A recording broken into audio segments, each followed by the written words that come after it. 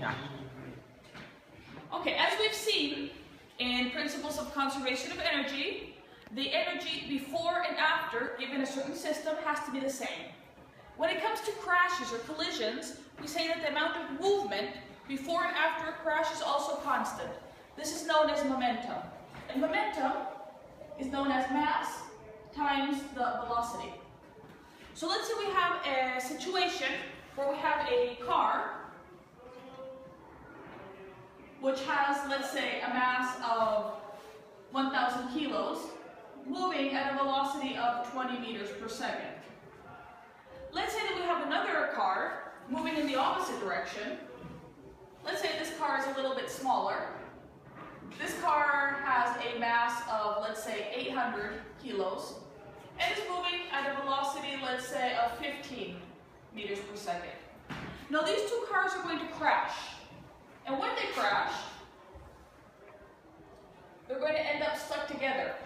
So the small car and the little car are going to end up sticking together after the crash. What is the new velocity of the system? Now, in our initial system, we have the following momentum. In the case of the first car, for our car 1, we're going to have a momentum, mass times velocity, of 1,000 times 20. This will be a momentum of 20,000 meters per second kilometers per second, sorry about that. In the case of our second car, we're going to have a momentum of 800 in the case of the mass, and the velocity in this case is 15. Okay, so if we multiply these two numbers, we'll get a momentum of 12,000 kilogram meter per second.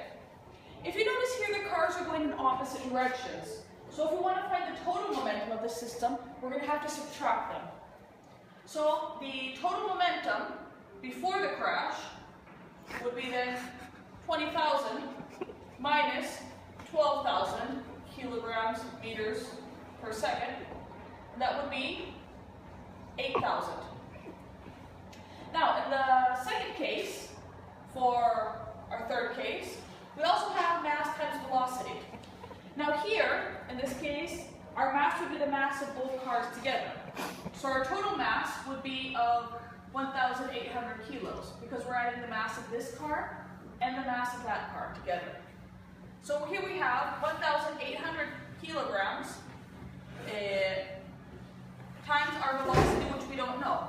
But what we do know is the total momentum of the system. And the momentum of the system would be 8,000, because momentum is conserved.